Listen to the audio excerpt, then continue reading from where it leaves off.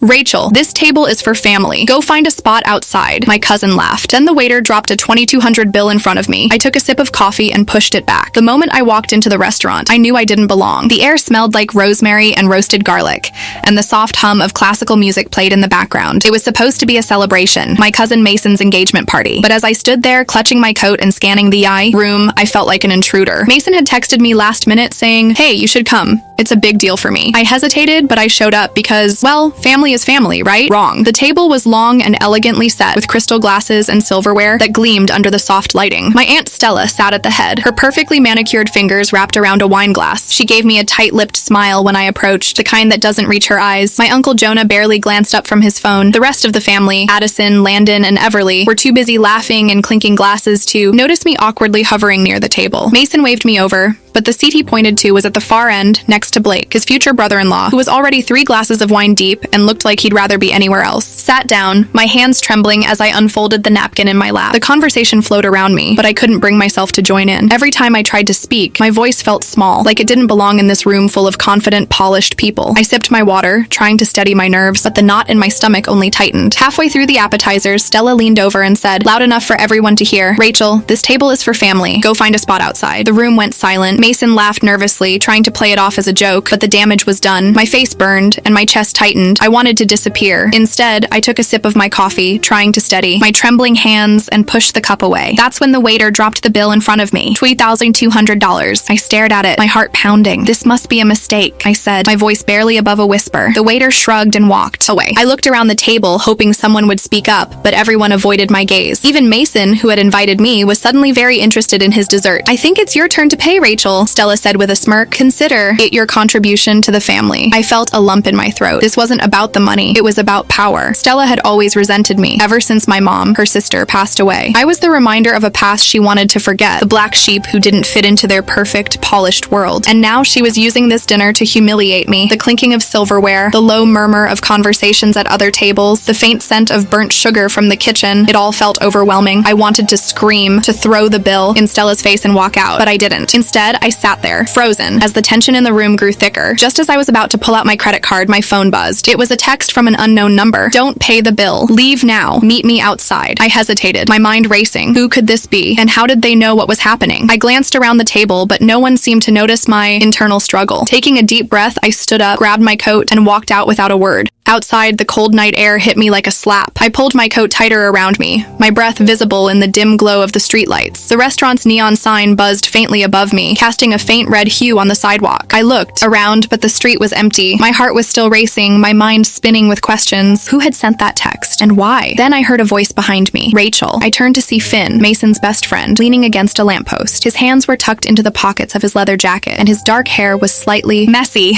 like he'd been running his fingers through it. He looked at me with those piercing green eyes that always made my stomach flip, even now, when I was a mess. "Finn," I said, my voice trembling. "What are you doing here?" He pushed off the lamppost and took a step closer. "I couldn't let them do that to you," he said, his voice low but steady. "Stella's been planning this for weeks. She wanted to embarrass you, to make you feel like you didn't belong. But you do, Rachel, more than any of them." I felt tears prick at the corners of my eyes, but I blinked them back. "Why are you telling me this?" I asked, my voice barely above a whisper. Finn hesitated, then reached into his jacket pocket and pulled out an envelope. It was slightly crumpled, like it had been carried around for a while. He handed it to me, his fingers brushing mine for just a second. "This is for you," he said. "From your mom." I froze. "My mom? But she's gone." Finn nodded, his expression softening. "She gave this to me before she passed. She wanted me to give it to you when the time was right. I think that time is now." I stared at the envelope, my hands shaking. My mom had been gone for 5 years, and not a day went by that I didn't think about her. She was the only person who ever made me feel like I belonged, like I was enough. And now, here was something from her, something she'd left for me. I didn't know whether to laugh or cry. "Open it," Finn said gently. I nodded, my fingers fumbling as I tore open the envelope. Inside was a single sheet of paper, covered in my mom's familiar handwriting. My vision blurred as I started to read. "My dearest Rachel, if you're reading this, it means I'm no longer there to tell you these things myself. But I need you to know something. You are stronger than you think. Stella has always been jealous of me, of my success, my happiness, even my relationship with you. She spent her life trying to tear me down, and now she'll try to do the same to you. Don't let her. Don't let her make you feel small. You are so much more than she'll ever understand. I love you, Rachel. Always remember that. Mom." I looked up at Finn, tears streaming down my face. Why didn't you give this to me sooner?" Finn sighed, running a hand through his hair. Your mom made me promise to wait until you were ready. She said you'd know when the time was right. And after what just happened in there, he trailed off, shaking his head. I couldn't wait any longer. I didn't know what to say. My mind was a whirlwind of emotions. Grief, anger, gratitude, confusion. I clutched the letter to my chest, feeling like a piece of my mom was with me again, even if just for a moment. What do I do now? I asked, my voice breaking. Finn stepped closer, his eyes searching mine. That's up to you, Rachel, but whatever you decide, I've got your back. I nodded, swallowing hard. For the first time in years, I felt a flicker of hope. Maybe I didn't have to let Stella control my life. Maybe I could finally stand up for myself. But before I could say anything else, Finn's phone buzzed. He glanced at it, his expression darkening. We need to go, he said, grabbing my hand. Now. Why? What's wrong? I asked, panic rising in my chest. Finn didn't answer. He just pulled me down the street, his grip tight on my hand. I stumbled after him, my mind racing. What was happening? And why did it feel like this night was far from over? Finn's pace was quick, his boots clicking against the pavement as he led me down the dimly lit street. My heart pounded in my chest, my mind spinning with questions I couldn't voice. The cold air bit at my cheeks, and I tightened my grip on Finn's hand, afraid to let go. The envelope from my mom was still clutched in my other hand, the edges digging into my palm. Finn, where are we going? I finally managed to ask, my breath coming out in short puffs. What's happening? He didn't slow down. Not here, he said, his voice tense. We need to get somewhere safe first. Safe? I repeated, my stomach twisting. What do you mean? Safe. What's going on? Finn glanced over his shoulder, his jaw tight. I'll explain everything, I promise, but right now we need to move. I wanted to press him, to demand answers, but the urgency in his voice stopped me. Instead, I focused on keeping up with him, my legs burning as we turned down an alleyway. The streetlights faded behind us, and the shadows grew thicker, wrapping around us like a cloak. I could hear the distant hum of traffic, but it felt like we were in another world entirely. Finally, Finn stopped in front of a small, unassuming door tucked into the side of a brick building. He pulled out a key and unlocked it, ushering me inside. The room was dimly lit, with a single bulb hanging from the ceiling. It was small and sparse, with a worn couch, a table, and a few chairs. The air smelled faintly of coffee and old books. Finn locked the door behind us and turned to face me. His expression was serious, his green eyes searching mine. Are you okay? He asked, his voice softer now. I nodded, though I wasn't sure if it was true. My hands were still shaking, and my mind was a jumble of emotions. Finn, what's going on? Why did we have to leave like that? And what was that text about? He sighed, running a hand through his hair. It's complicated, he said, but you need to know the truth. Stella, she's not just trying to humiliate you. She's been digging into your mom's past, trying to find something she can use against you. Against me? I asked, my voice rising. What could she possibly find? My mom's gone. What does she want from me? Finn hesitated, then walked over to the table and picked up a folder. He handed it to me, his expression grim. This is what she's been looking for. I opened the folder,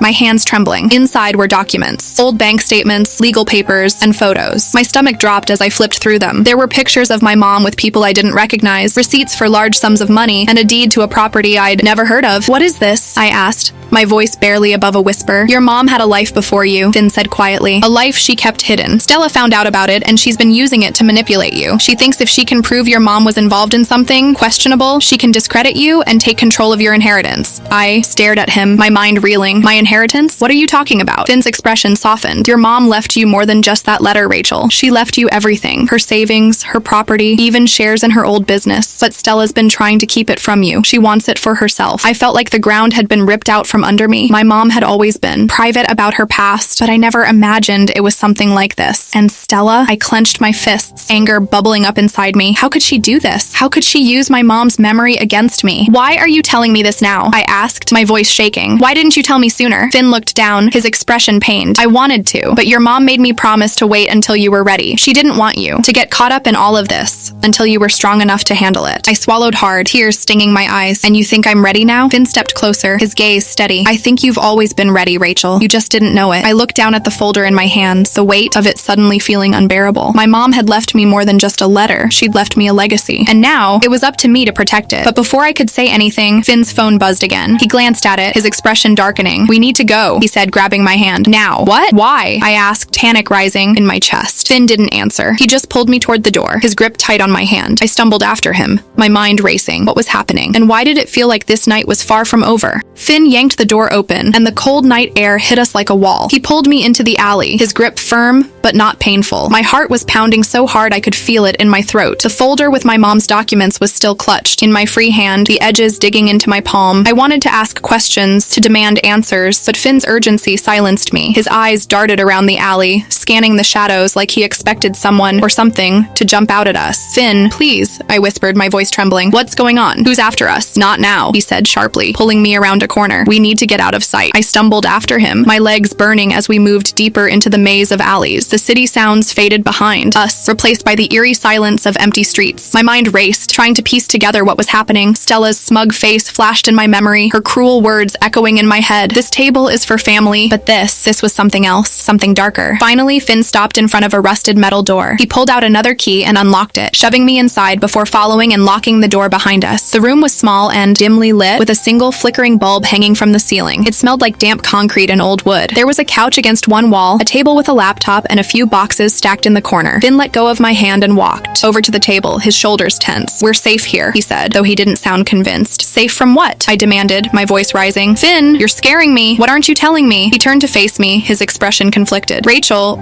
I didn't want to drag you into this, but Stella's not just after your inheritance. She's tied up with some dangerous people who don't care who gets hurt as long as they get what they want." I stared at him, my stomach churning. "What are you talking about? What kind of dangerous people?" Finn hesitated, then walked over to the laptop and opened it. The screen lit up, casting a pale glow on his face. He typed something quickly, then turned the screen toward me. It was a news article from a few years ago with a headline that made my blood run cold. "Local businesswoman linked to organized crime." The article was about my mom. I felt like the ground had been ripped out from under me. My hands trembled as I reached for the laptop, scrolling through the article. There were photos of my mom with people I didn't recognize, mentions of money laundering, and vague references to criminal activity. My vision blurred as I read, the words swimming on the screen. This can't be real," I whispered, my voice breaking. "My mom would never—" "It's complicated," Finn interrupted, his voice gentle but firm. "Your mom got mixed up in something she couldn't get out of, but she tried, Rachel. She tried to protect you from it. That's why she left you everything, so you'd have a chance to start over, away from all of this." I shook my head, tears streaming down my face. Why didn't she tell me? Why didn't anyone tell me? Finn stepped closer, his expression pained. "She wanted to, but she was scared of what might happen to you if you knew the truth." I sank onto the couch, the weight of everything crashing down on me. My mom, the woman who'd raised me, who'd been my rock, had a secret life I knew nothing about, and now that life was coming back to haunt me. Finn sat down beside me, his hand resting on my knee. "I'm sorry, Rachel.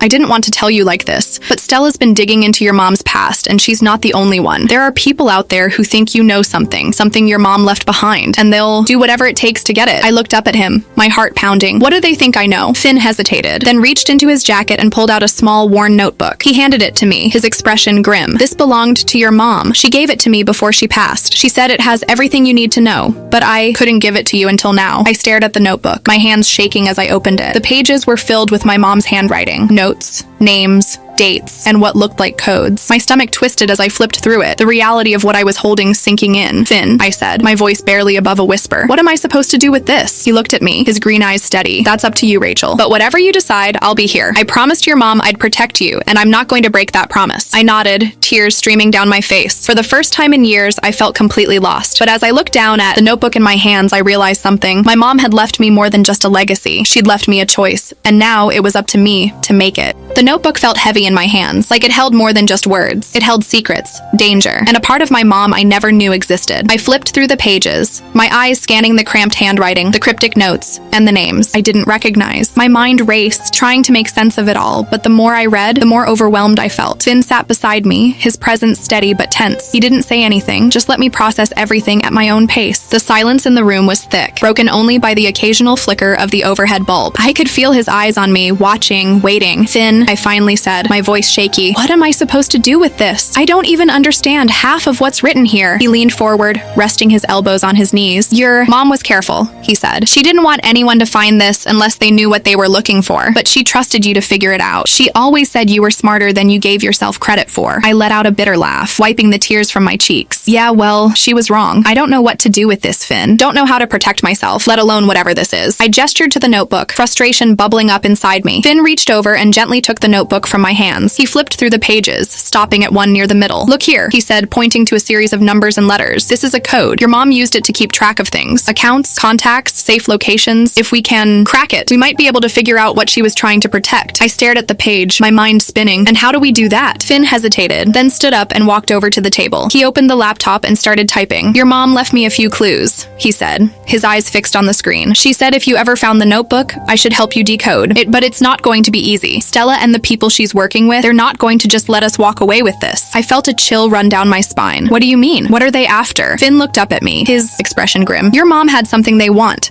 something valuable, and they think you know where it is. I shook my head, my stomach twisting. But I don't. I didn't even know any of this existed until tonight. I know, Finn said softly, but they don't care. They'll do whatever it takes to get what they want, and if that means coming after you, they will. I felt a surge of panic, my chest tightening. What do we do? How do we stop them? Finn walked back over to the couch and sat down beside me. We start by figuring out what your mom was hiding. Once we know what we're dealing with, we can make a plan. But we need to be careful, Rachel. These people are dangerous. I nodded, though my hands were still shaking. Okay, so where do we start? Finn opened the notebook again, flipping to the first page. We start here, he said, pointing to a series of numbers and symbols. This looks like a key. If we can figure out how it works, we might be able to decode the rest. I leaned closer, my eyes scanning the page. The numbers and symbols were arranged in a grid, with arrows and notes scribbled in the margins. It looked like a puzzle, one I had no idea how to solve, but as I stared at it, something clicked in my mind. A memory of my mom teaching me how to solve riddles when I was a kid. She'd always said the key was to look for patterns, to think outside the box. Finn, I said slowly, my heart racing. What if this isn't just a code? What if it's a map? He looked at me, his brow furrowing. A map? I nodded, my excitement growing. Look at the way the numbers are arranged. They're not random. They're coordinates, latitude and longitude. Finn's eyes widened as he studied the page. You're right, he said, a hint of a smile tugging at his lips. Rachel, you're a genius. I felt a flicker of pride, but it was quickly overshadowed by fear. If this is a map, then what does it lead to? Finn's expression darkened. That's what we need to find out. But whatever it is, it's important. Important enough for your mom to risk everything to protect it. I swallowed hard,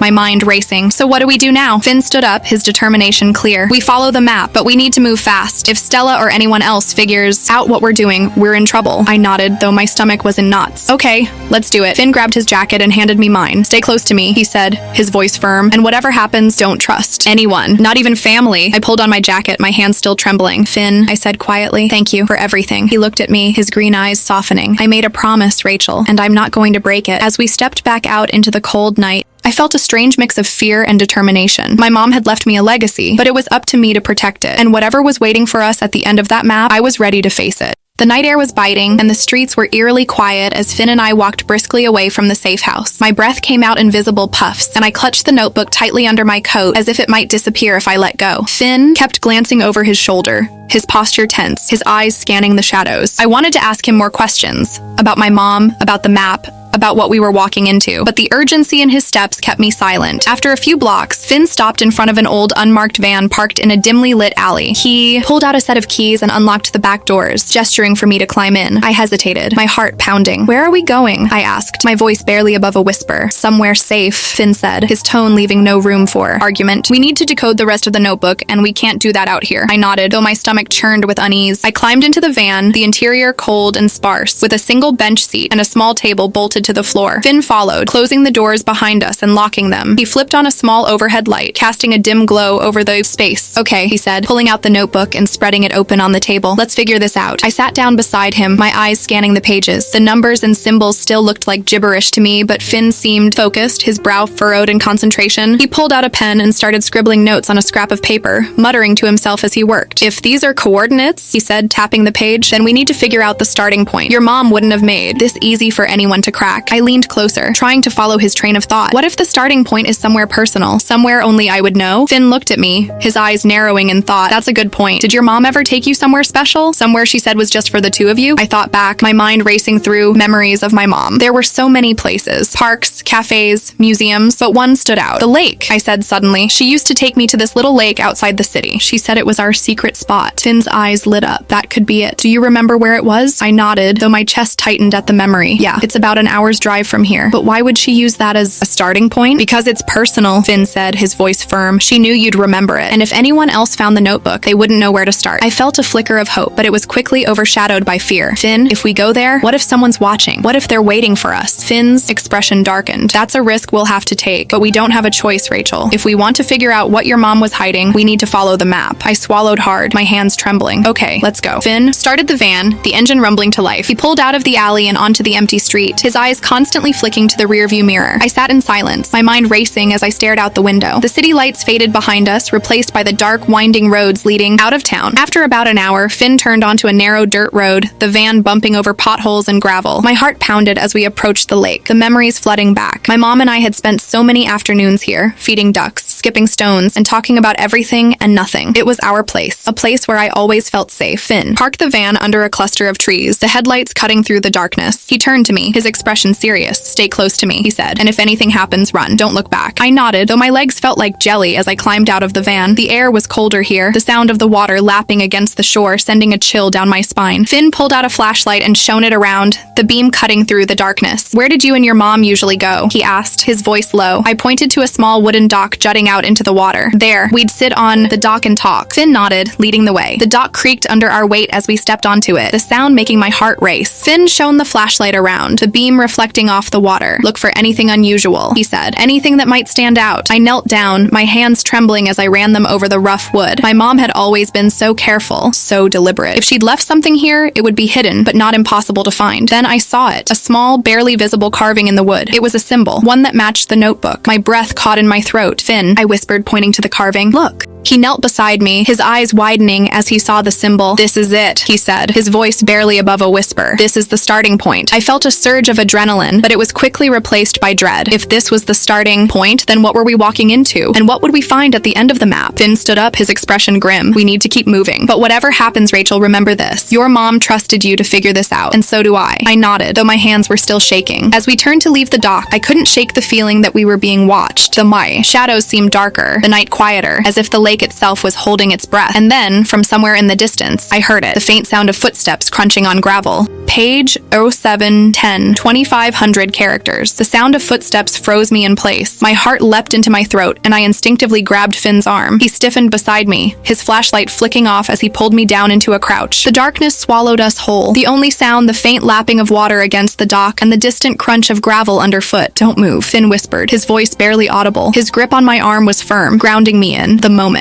I nodded, though I wasn't sure he could see me in the dark. My breath came in shallow bursts, and I pressed a hand to my chest, trying to steady myself. The footsteps grew louder, closer. I could hear voices now, muffled, low, and urgent. My mind raced. Were they looking for us? Had Stella sent them? Or were they after the same thing we were? Finn leaned closer, his lips brushing my ear as he whispered, "We need to get out of here. Stay low and follow me." I nodded again, though my legs felt like they might give out at any moment. Finn moved first, crouching as he led us off the dock and into the trees. The underbrush was thick, and every step felt impossibly loud, even though we were moving as quietly as possible. My pulse thundered in my ears, drowning out everything but the sound of my own fear. We didn't stop until we were deep in the woods, far enough from the lake that the voices were just a faint murmur. Finn finally straightened, his breathing heavy as he glanced back the way we'd come. "They're gone," he said, though he didn't sound convinced. "Who were they?" I asked, my voice trembling. "Do you think they were following us?" Finn shook his head. "I don't know, but we can't take any chances. We need to keep moving." I wanted to argue, to demand answers, but the look in his eyes stopped me. He was scared, not for himself, but for me, and that scared me more than anything. We made our way back to the van in silence, the weight of the night pressing down on me. My mind raced with questions, but I didn't dare voice them. Not yet. Not until we were somewhere safe. Finn started the van and pulled onto the dirt road, his eyes constantly flicking to the rearview mirror. I stared out the window, the notebook clutched tightly in my hands. The symbol on the dock had to mean something, but what, and how did it connect to the rest of the map? After a while, Finn broke the silence. "We need to figure out the next step," he said, his voice steady but tense. "The symbol on the dock, it's a clue, but we need to decode the rest of the notebook to know where to go next." I nodded, though my mind was still spinning. "How do we do that? It's all just numbers and symbols. I don't even know where to start." Finn glanced at me, his expression softening. "Your mom was smart, Rachel. She wouldn't have made this impossible for you to figure out. Think about it. What else did she teach you? What else did she say about the lake?" I closed my eyes, trying to remember. My mom had always loved puzzles, riddles, and games. She'd taught me how to solve them, how to think outside the box. And then it hit me. The stones. The skipping stones, I said suddenly, sitting up straight. She used to say they were like messages, that each one told a story if you knew how to read it. Finn's eyes lit up. "That's it. The symbol on the dock. It's a starting point. But the rest of the map is in the stones. We need to find them." I felt a flicker of hope, but it was quickly overshadowed by doubt. But how? There are hundreds of stones around the lake. It could take forever. Finn shook his head. "Not if we know what we're looking for. Your mom wouldn't have made it random. There's a pattern,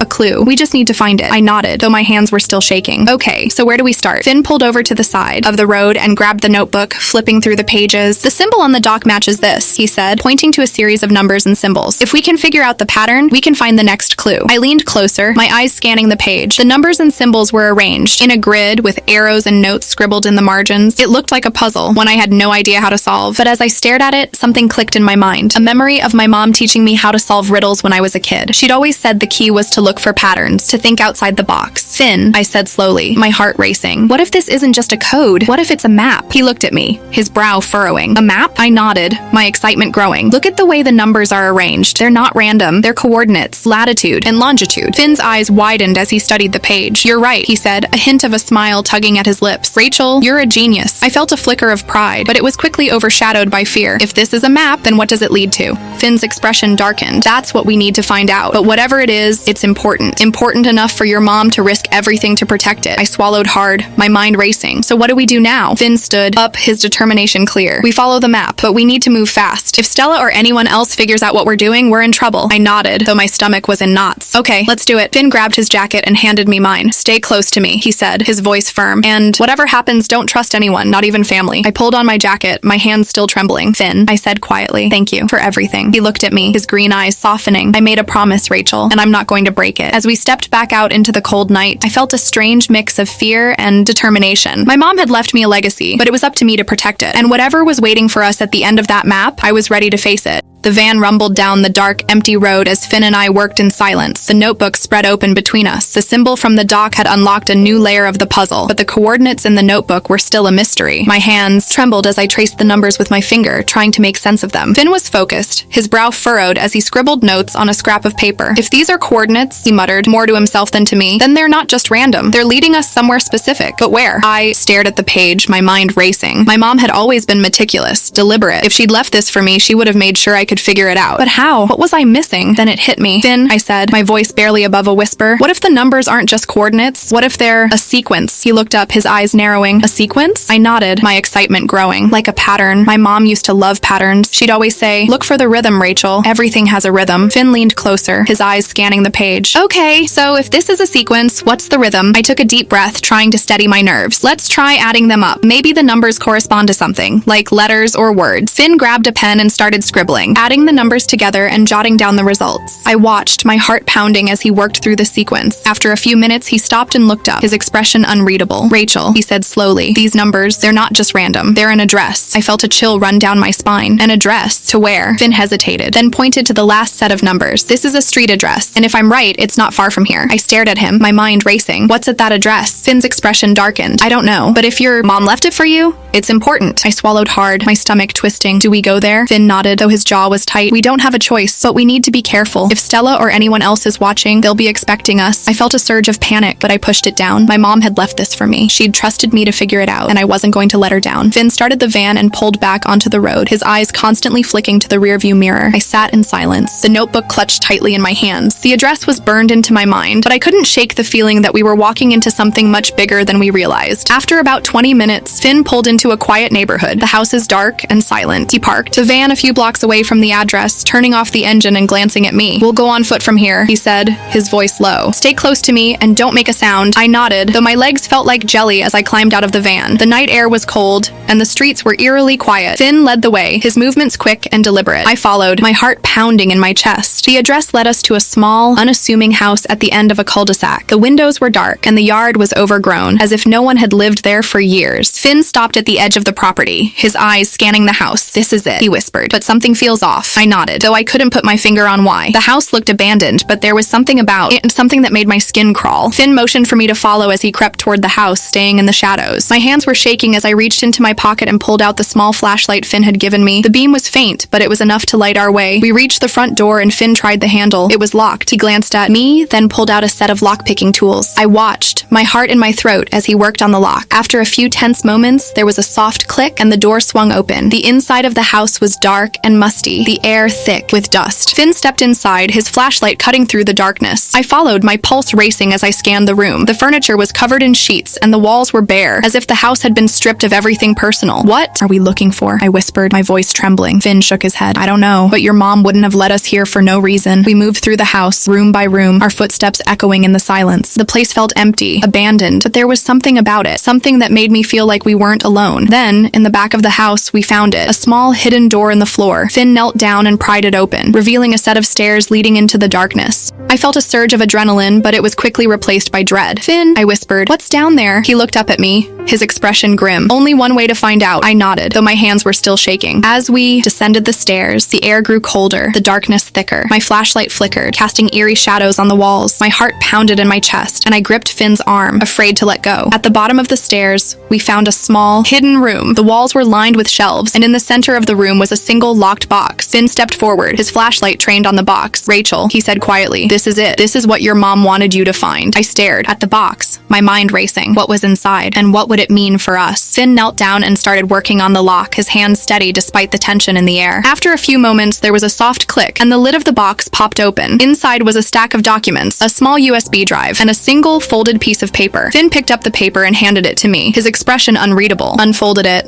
my hands trembling, and read the words written in my mom's familiar handwriting. "Rachel, if you're reading this, it means you found what I've left for you. I'm so proud of you. But be careful. What's in this box is dangerous. Trust no one, not even family." I looked up at Finn, my heart pounding. "What does this mean?" He didn't answer. Instead, he reached into the box and pulled out the USB drive, his expression grim. "It means we're not done yet." The USB drive felt heavy in my hand, like it held more than just data. It held answers, secrets, and maybe even danger. Finn and I stood in the hidden room, the air thick with tension as I stared at the small device. My mom's note echoed. In my mind, "What's in this box is dangerous. Trust no one, not even family." Finn broke the silence, his voice low and urgent. "We need to see what's on that drive, but we can't do it here. It's not safe." I nodded, though my hands were still shaking. "Where do we go?" Finn glanced around the room, his flashlight beam flickering over the shelves and the dusty floor. "Somewhere public, somewhere with people. If Stella or anyone else is watching, they won't try anything in a crowded place." I swallowed hard, my stomach twisting. "Okay, let's go." We climbed back up the stairs, the darkness pressing in on us from all sides. My heart pounded with every step, and I couldn't shake the feeling that we were being watched. Finn led the way, his movements quick and deliberate, but I could tell he was on edge too. The weight of my mom's warning hung over us like a storm cloud. We left the house the same way we came, slipping out the front door and into the cold night air. The neighborhood was still quiet, the streets empty, but I couldn't shake the feeling that we weren't alone. Finn kept glancing over his shoulder, his hand resting on the small of my back as we hurried back to the van. Once we were inside, Finn started the engine and pulled away from the curb, his eyes constantly flicking to the rearview mirror. I clutched the USB drive in my hand, my mind racing. What was on it? What had my mom been hiding? And why was it so dangerous? After a few minutes of driving, Finn pulled into the parking lot of a 24-hour diner. The neon sign buzzed faintly, casting a warm glow over the cracked asphalt. The place was nearly empty, with only a couple of cars parked near the entrance. "This'll do," Finn said, turning off the engine. "We can use the Wi-Fi and see what's on the drive." I nodded, though my stomach was in knots. "What if someone's watching us?" Finn glanced at me, his expression grim. "Then we'll deal with it, but we need to know what we're up against." We climbed out of the van and walked into the diner, the bell above the door jingling softly. The place was quiet, with only a few patrons scattered around the booths. A tired-looking waitress nodded at us as we slid into a booth near the back, her eyes barely registering our presence. Finn pulled out his laptop and set it on the table, his movements quick and efficient. I handed him the USB drive, my hands trembling as he plugged it in. The screen lit up and a single folder appeared. Finn clicked on it, and we both leaned closer, our breaths held. The folder contained a series of files, documents, photos, and a video. Finn opened the first document, and my heart sank as I read the contents. It was a list of names, dates, and amounts of money. My mom's name was there, along with Stella's and several others I didn't recognize. "What is this?" I whispered, my voice trembling. Finn's jaw tightened as he scrolled through the document. "It's a ledger. Your mom was involved in something big, something illegal, and Stella's name is all over it." I felt a surge of panic, my chest tightening. "What does that mean? Was she a criminal?" Finn shook his head. "I don't think so. Look at the dates. This goes back years, before you were even born. Your mom was trying to expose something. That's why she hid all of this. She was trying to protect you." I stared at the screen,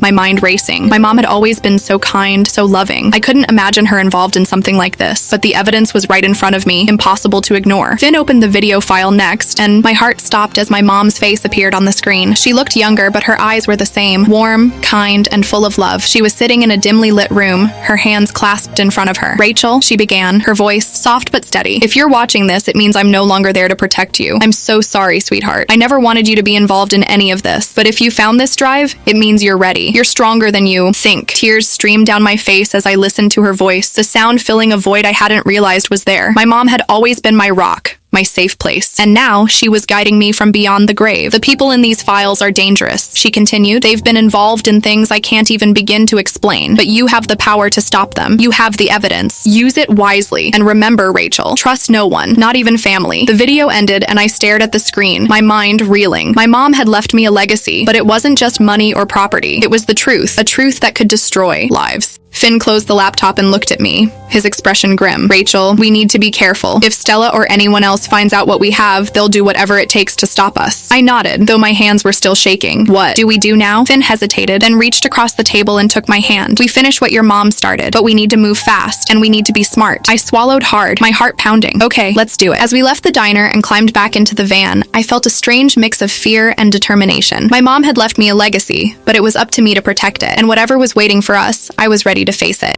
The drive back to the safe house was silent, the weight of what we'd just uncovered pressing down on us like a storm cloud. I clutched the USB drive in my hand, my mind racing with questions I couldn't voice. Finn's grip on the steering wheel was tight, his jaw clenched as he focused on the road. The streets were empty, the city asleep, but I couldn't shake the feeling that we were being watched. When we finally pulled into the safe house, Finn parked the van and turned to me, his expression serious. We need to make a plan, he said, his voice low. But first, we need to secure the evidence. If Stella or anyone else gets their hands on this, it's over. I nodded, though my hands were still trembling. What do we do with it? Finn thought for a moment, then reached into the back seat and pulled out a small fireproof lockbox. We keep it here for now, he said, placing the USB drive and the documents inside. But we need to make copies, digital and physical, and we need to hide them in different places. I swallowed hard, my stomach twisting. Finn, this is a lot. What if we can't do this? What if we're not strong enough? He looked at me, his green eyes steady. Rachel, you're stronger than you think. Your mom believed in you, and so do I. We'll figure this out together. I nodded, though my chest felt tight. My mom's words echoed in my mind. You're stronger than you think. I wanted to believe her, to believe Finn, but the fear was still there, gnawing at the edges of my resolve. We spent the next few hours making copies of the files, scanning documents, and uploading everything to a secure cloud storage account. Finn worked quickly, his movements precise and efficient, while I tried to keep up, my hands shaking as I sorted through the papers. The weight of what we were doing, what my mom had entrusted me with, was almost too much to bear. By the time we finished, the first light of dawn was creeping through the windows. Finn leaned back in his chair, running a hand through his hair. We need to get some rest, he said, his voice tired but firm. We'll figure out the next steps tomorrow. I nodded, though I wasn't sure I could sleep. My mind was still racing, my heart pounding with a mix of fear and determination, but I knew Finn was right. We couldn't keep going like this, not if we wanted to stay sharp. Finn showed me to a small bedroom in the back of the safe house, the space sparse but clean. Try to get some sleep, he said, his voice softening. I'll be right outside if you need me. I nodded, though my throat felt tight. Finn, I said quietly, thank you for everything. He looked at me, his expression unreadable. I made a promise, Rachel, and I'm not going to break it. I watched as he left the room, closing the door softly behind him. The silence felt heavy, pressing in on me from all sides. I sat down on the edge of the bed, my hands trembling as I pulled out the folded piece of paper from my mom's box. Her words were still there, written in her familiar handwriting. Trust no one, not even family. I stared at the words, my mind racing. My mom had left me a legacy, but it wasn't just the evidence or the truth. It was a choice to stand up for what was right, no matter the cost. I didn't know what the next day would bring, or if we'd even survive it. But as I lay down on the bed, clutching the note to my chest, I felt a flicker of hope. My mom had believed in me, and maybe, just maybe, I could believe in myself too. The last thing I remembered before drifting off to sleep was the sound of Finn's voice, soft but steady, from the other side of the door. We'll figure this out, Rachel, together.